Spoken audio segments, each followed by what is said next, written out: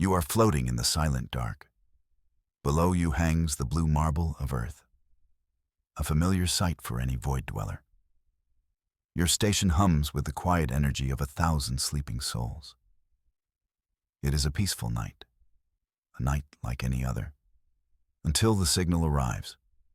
It comes without a greeting, no handshake protocol, no friendly hailing frequency. It is a ghost, a whisper from a forgotten tomb. The message is old, very old.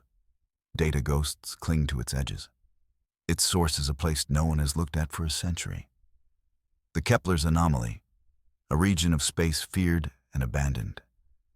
The signal is a human voice, faint, desperate. It belongs to Ambassador Thorn, a man declared lost to the void generations ago. His words are fragmented, corrupted by time and distance. But the core message is clear, a warning, a plea. He speaks of a darkness, a silence that consumes stars. He calls them the Swarm, an enemy that does not conquer, an enemy that erases. The recording is short. It ends with a burst of static, then a single chilling phrase. They are coming back. My final signal is the key. Forgive me. The voice cuts out, leaving only the hum of your station. The message loops, a ghost crying in the dark. You take the recording. You know what you must do. The Council of Worlds must hear this. They must be warned. You feel a cold dread creep into your heart. The ambassador's voice was not just a warning. It was a prophecy. You stand in the great hall of the council. Light from 1,000 captured suns illuminates the chamber. Beings of immense age and power look down upon you. Their forms defy simple description. Some are crystalline. Others are beings of pure energy. They are the elder races, the architects of galactic peace. You feel small under their gaze. A child telling ghost stories to giants. You play the recording. Ambassador Thorn's voice fills the hall. The crackle of ancient static echoes off the high ceilings. His warning of the swarm hangs in the air. A human ghost in a room of gods. When it finishes, there is only silence. A deep, resonating silence. It is broken by a voice that sounds like grinding glaciers. The Cathar delegate, a being of living stone. Human fears are predictable. You see shadows where there is only the dark. Another voice joins in, smooth and oily. The Serpentine VC delegate, a century-old message. From a lost ship. It is likely a fabrication, a human attempt to gain influence. They murmur among themselves. Their thoughts ripple through the chamber. Dismissal, annoyance, pity. You try to argue. You explain the data ghosts, the impossible origin point of the signal. They are not listening. They have already decided. Humanity is young, ambitious, prone to hysterics. The High Counselor, a being of shimmering light, raises a limb. Silence falls once more. We have considered your evidence. We find it wanting. The Kepler's anomaly is a graveyard, not a harbinger. This council will not chase human phantoms. You are dismissed. The words are final. Cold as the void between galaxies. You walk from the great hall, their judgment ringing in your ears. Alone. You know they are wrong. The ghost signal was real. And you are the only one who believes it. If the council will not act, you will. Humanity needs a sword, not a shield of hollow words. Your mind turns to old stories.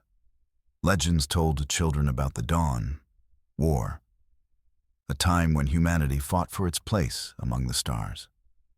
There was a ship, a warship unlike any other. The Leviathan. It was the pinnacle of human engineering. A vessel that could face down elder fleets and win. They said it was lost, sacrificed in the final battle of that war. but some whispers claimed it was merely hidden, waiting for a time of greatest need.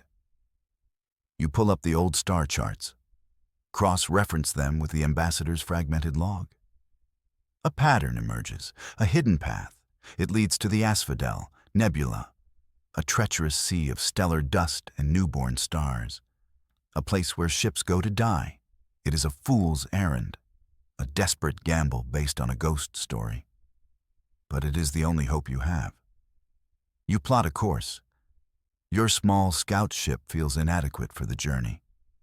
But its heart is true, and its pilot is determined. You are going to find a ghost ship, to fight an enemy no one else believes in. The journey into the Asphodel Nebula is harrowing. Your scout ship protests the violent stellar winds. Gravity wells pull at you like unseen hands. You fly through clouds of incandescent gas. They paint your view screen in hues of fire and ice. It is a place of chaotic beauty, a deadly, celestial garden. Days turn into weeks. Your search is relentless. You scan every asteroid field, every gravitational anomaly. Nothing. The nebula is vast, a perfect hiding place. Hope begins to dwindle, replaced by the cold certainty of failure. Then you see it, a flicker on the long-range scanner, an object of impossible geometry. It does not match any known asteroid formation. It is artificial. You push your ship's engines to their limit. You navigate through a dense field of crystalline asteroids. And then you see it, the Leviathan. It is larger than you ever imagined, a cathedral of star metal and dormant weaponry. It rests in the heart of a hollowed-out asteroid, silent, cold, a sleeping giant.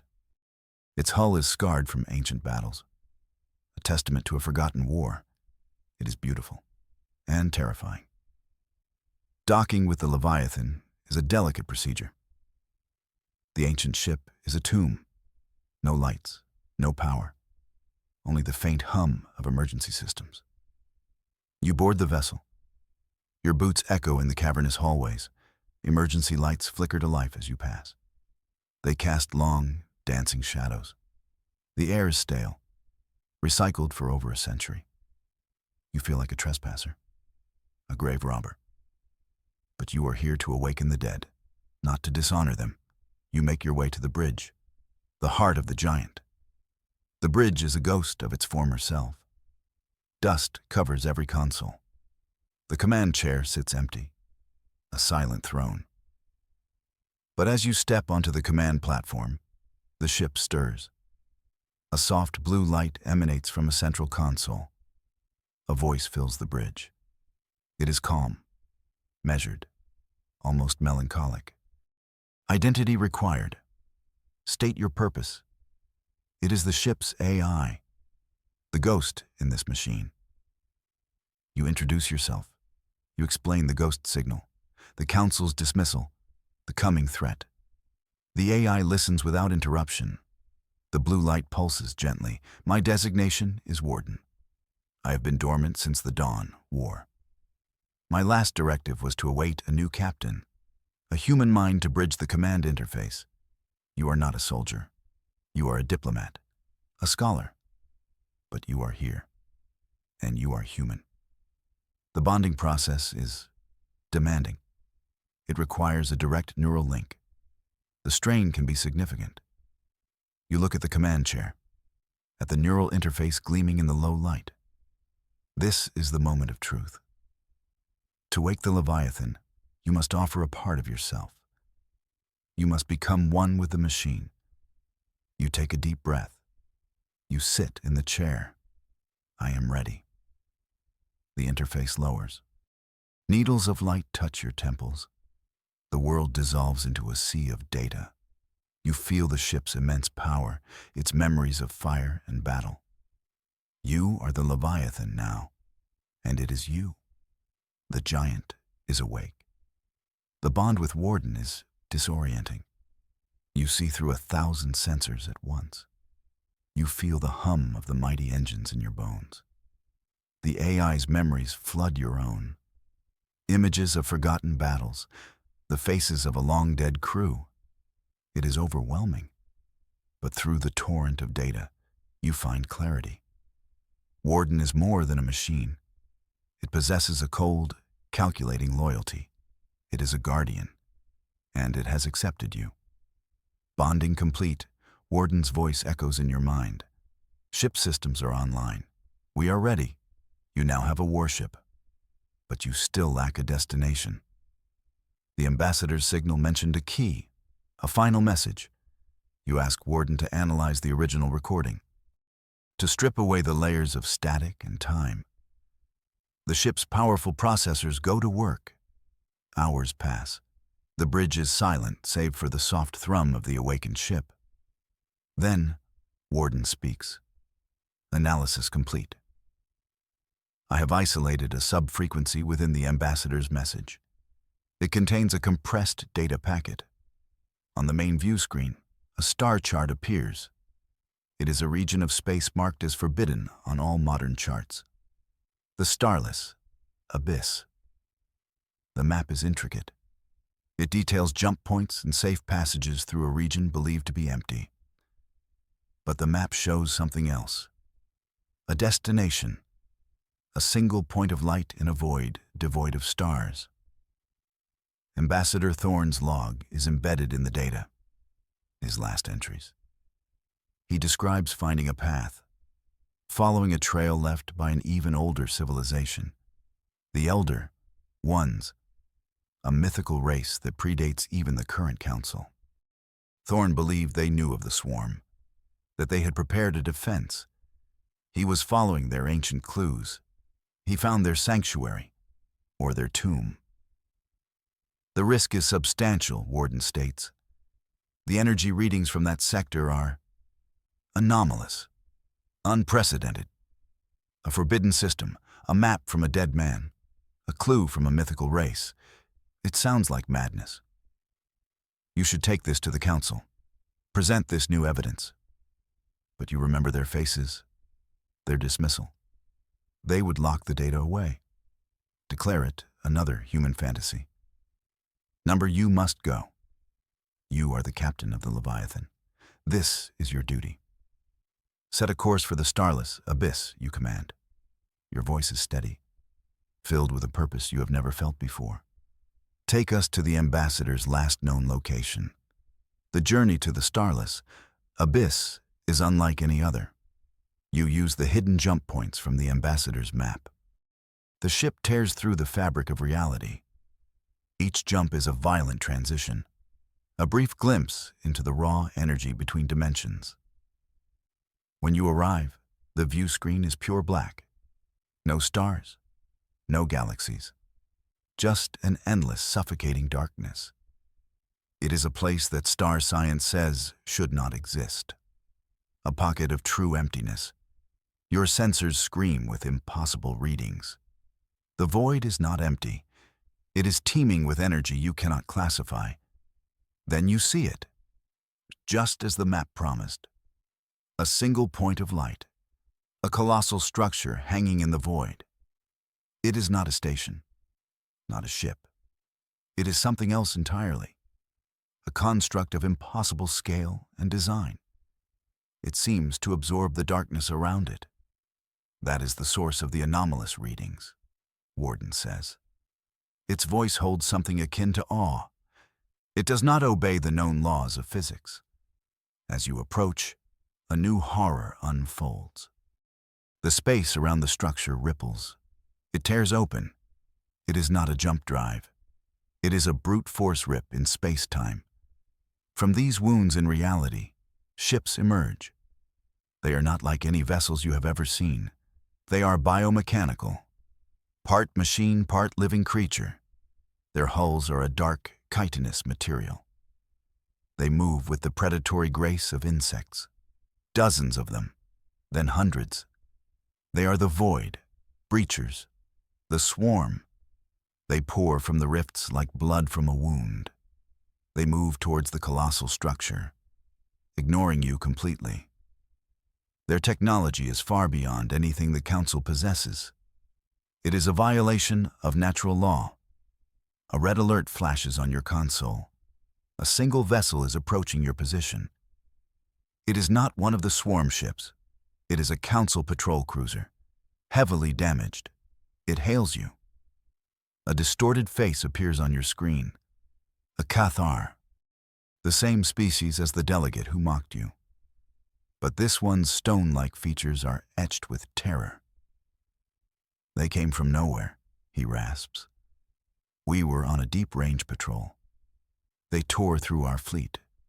We are all that is left. He is Xylar, a disgraced commander, sent to this forgotten sector as punishment for a past failure. He saw the swarm. He survived. They are not fighting, Xylar says. His voice trembles. They are harvesting. They broke apart my homeworld's moon. They took the pieces, like they were collecting resources. He offers you his ship's sensor logs, a record of the swarm's attack. It confirms your worst fears. This is not a war for territory. It is something far more terrifying. Xylar looks at the Leviathan on his screen. A ship from a forgotten age. That is a human warship, an old one. He pauses. You came here for them, didn't you? You knew. You nod. I am Commander Xylar. My ship is crippled, but my crew is loyal. We will fight with you. You now have an ally, a disgraced alien commander with a thirst for vengeance. It is not a fleet, but it is a start. With Xylar's sensor data and the ambassador's map, you have a clearer picture, but it is not a comforting one. The swarm's ships are converging on the massive structure. They seem to be feeding it, pouring resources into it. The starless abyss is not their home. It is a staging ground, a forward base. You must get closer. You must understand what that structure is. You order the Leviathan to move forward, towards the heart of the enemy's nest. You are a lone warship and a crippled cruiser, against a tide that consumes worlds. As you draw nearer to the colossal alien structure, its scale becomes truly apparent. It is a Dyson sphere, a shell built around a celestial object. But there is no star here, only the blackness. Warden runs constant scans. The results are baffling. The structure is not consuming the raw materials, the AI reports. It is converting them into a form of energy I cannot identify. The process is generating a stable, localized reality breach. A bridge. They are building a permanent bridge to their own dimension. Xylar's voice crackles over the comms. By the Elder Ones. They are not just harvesting moons. They are harvesting entire planets. His long-range sensors show a planet being dragged through one of the rifts. It is being broken down, fed into the maw of the Dyson sphere. The swarm does not seek conquest. They do not want to rule the galaxy. They are locusts, devouring reality itself to fuel their impossible project. There is no negotiating with such a force. No surrender. There is only survival or erasure. You are outgunned, outnumbered. A direct assault is suicide. You need a weapon, something that can strike at their greatest strength, their perfect coordination, the way they move as one. A hive mind. Your thoughts turn back to the ambassador. My final signal is the key, he had said. You pull up his last message again, the audio file, not the data packet with the map, the voice itself. Warden, you say. Analyze the vocal recording. Ignore the words. Focus on the background noise, the static. Is there anything hidden there? The AI complies. Its processors hum with renewed effort, filtering, decrypting, searching for a ghost within a ghost. Minutes feel like hours. The swarm continues its work, oblivious to your presence. Then, a breakthrough. I have found it, Warden says, a complex waveform hidden beneath the ambassador's voice. It is not a communication. It appears to be a disruptive frequency, specifically calibrated to interfere with multi-entity psionic fields. A weapon? A way to break their hive mind. Ambassador Thorn did not just leave a map. He left a sword. He must have tested it, used it. That is why his final message was so fragmented. He was likely in the middle of a battle when he recorded it. A last, desperate act to pass on the one thing that could give the galaxy a fighting chance. You now have the Ambassador's Gambit, a frequency that could turn the swarm's greatest strength into a fatal weakness. But you only have one chance to use it. They will adapt. They will learn. The first strike has to count. A swarm fleet detaches from the main group. It heads towards a new rift, likely on its way to another unsuspecting world. This is your chance. A smaller, isolated group. Xylar agrees. His crippled ship still has functional broadcasting equipment. He can amplify the signal. You will transmit the frequency. He will ensure it hits the entire enemy fleet at once. It is time for the first true battle. You give the order, transmit the frequency. The Leviathan sends the disruptive waveform to Xylar's ship. He broadcasts it across the void. For a moment, nothing happens. The swarm fleet continues on its course. Your heart sinks. Did it fail? Was the ambassador wrong? Then, chaos erupts. The swarm ships break formation. They veer off course. Some collide with each other. Their movements become erratic, uncoordinated. They are no longer a single, graceful predator. They are a panicked herd. Their perfect logic is shattered, replaced by confusion. They are blind. They are deaf. You have severed the connection to their hive mind. It's working, Xylar shouts over the comms. His voice is a mix of disbelief and triumph. You watch as the once invincible fleet tears itself apart. Without the guiding intelligence of the hive, they are just machines. Lost and confused, you give another order. Warden, target their engines. Disable them.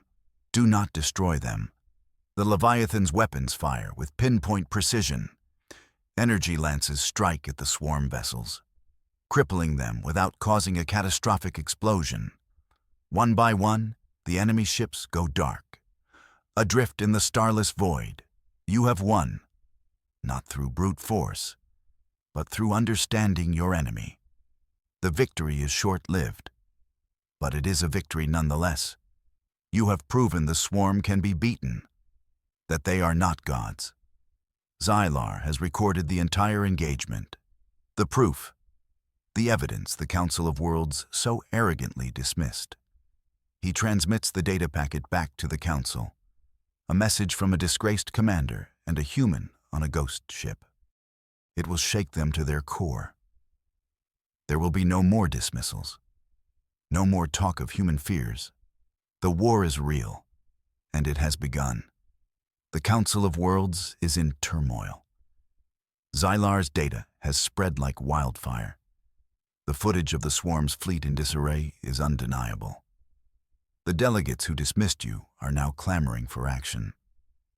The Cathar delegate, the one who spoke of human fears, is silent. His own people are now on the front lines. The VC delegate tries to spin the situation, to claim it was their wisdom that allowed this discovery. No one is listening. The truth is plain to see. Humanity was right. Fleets from 100 worlds begin to mobilize. Ancient treaties are invoked. War councils are formed. The galaxy is preparing for a war unlike any it has ever known. They have a weapon now, the disruptive frequency. They are replicating it, installing it on their warships. There is a sense of hope, a fractured hope. They believe they have a chance. But you know the truth. The frequency is a temporary advantage. The swarm will adapt. They will find a way to shield their hive mind. This is just the beginning. You need to understand them, to know their purpose. Why are they building this bridge? What are they fleeing from? You turn your attention back to the Dyson sphere. With the swarm's local fleet in disarray, you can get closer. You take the Leviathan deep into the structure's energy field. Warden's sensors work at their absolute limit. The AI sifts through a storm of alien data. It is trying to find a signal, a communication, a thought from the mind of the enemy. Finally, after days of searching, Warden finds it. A weak, repeating signal from the heart of the Dyson sphere. It is not a command. It is a lament, a memory, an image from another reality. You see a universe of dying stars, of collapsing galaxies, a reality bleeding its life force away. The swarm is not an invader in the traditional sense. They are refugees. They are fleeing a dying home. Their entire dimension is on the verge of collapse. The Dyson sphere is not a weapon. It is a lifeboat. They are not trying to conquer our reality. They are trying to move into it, to escape the end of their own. This changes everything. They are not monsters driven by malice. They are a civilization fighting for survival. But their survival means our extinction. The resources they need to bring their entire population across would consume our galaxy. There can be no peace, no coexistence. One reality must die for the other to live. It is a terrible, tragic calculus. You feel a strange sense of pity for them. An enemy you must destroy, but an enemy you can now understand. The Council is massing its fleets. They plan a full-scale assault on the Dyson sphere, to destroy the bridge before it can fully open. But you know it will not be enough. The swarm will fight with the desperation of a dying people. The losses will be catastrophic. Even if the Council's fleets win, the galaxy will be shattered. There must be another way. A way to end this without a war that will burn for 1,000 years. You ask Warden to run a simulation. Is there a way to seal the breach? To close the gate they are opening? The AI analyzes the Dyson sphere's energy systems. It runs 1,000,000 different scenarios. The conclusion is always the same. The breach is a wound in space-time. It cannot be healed from the outside.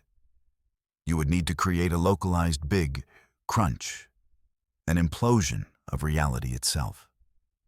A force strong enough to sever the connection between the two dimensions.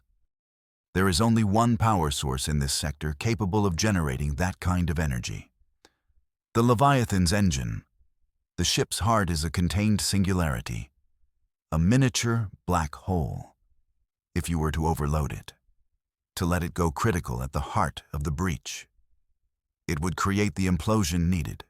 It would seal the gate. Permanently. It is a one-way trip. The ship, Warden, and you. A final, ultimate sacrifice. You look around the bridge of the Leviathan. This ancient, noble ship. It was built for a forgotten war. Now it must end a new one. Warden's blue light pulses steadily. The AI knows. It has run the same calculations. The probability of success is 94.3%, Warden says. Its voice is as calm as ever. The probability of our survival is 0. You think of the Council, of their fleets preparing for a bloody war. You think of Earth, the blue marble hanging in the dark. You can save them all by giving up everything. You transmit your final message to Xylar. You explain the plan, the sacrifice. You send him all of Warden's data. The truth about the swarm's dying dimension, the schematics for the disruptive frequency, everything the galaxy will need to rebuild. To stay vigilant, you ask him to remember, to tell them what was done here, in this dark, starless place. Xylar protests. He calls it madness. He offers to go in your place. But his ship does not have the power. Only the Leviathan can do this. You say goodbye to your only friend in this lonely darkness. You take the Leviathan on its final flight, straight into the maw of the Dyson sphere. The swarm's remaining ships try to stop you. They fire their strange, organic weapons. The Leviathan's shields flare, but you do not fire back. There is no more need for fighting. You push the engines to their limit. You fly past the confused ships, into the half-formed tunnel between realities. You are at the heart of the breach, the place where two universes bleed into one another. It has been an honor to serve with you, Captain, Warden says. Its voice fills your mind, a final moment of connection with the ghost in the machine. The honor was mine, Warden. You initiate the overload sequence. Alarms blare across the bridge. The ship begins to shake violently. The singularity in the engine is breaking containment. The view screen shows a storm of impossible colors, the raw fabric of two realities tearing apart. You close your eyes. You think of home. Then, there is only light.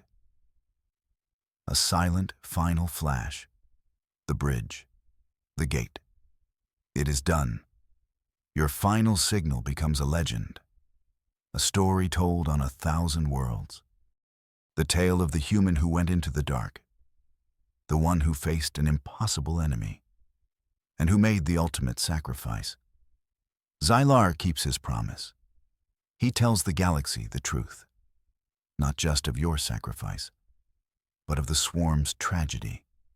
The war ends before it truly began, replaced by a somber understanding. A new age of unity is born, forged in the memory of your final act. The Council of Worlds is humbled.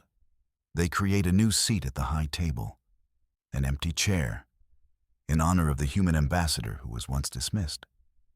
Your name is taught to children. Your ship, the Leviathan, becomes a symbol of hope, of a lone light in the darkness. The starless abyss is now a monument, a sealed tomb, a reminder of the price of peace. And out there, in the silent dark, new explorers look up at the stars, inspired by the ghost signal that saved them all. Humanity's dawn has arrived, purchased with a single, final, heroic sacrifice. Your sacrifice.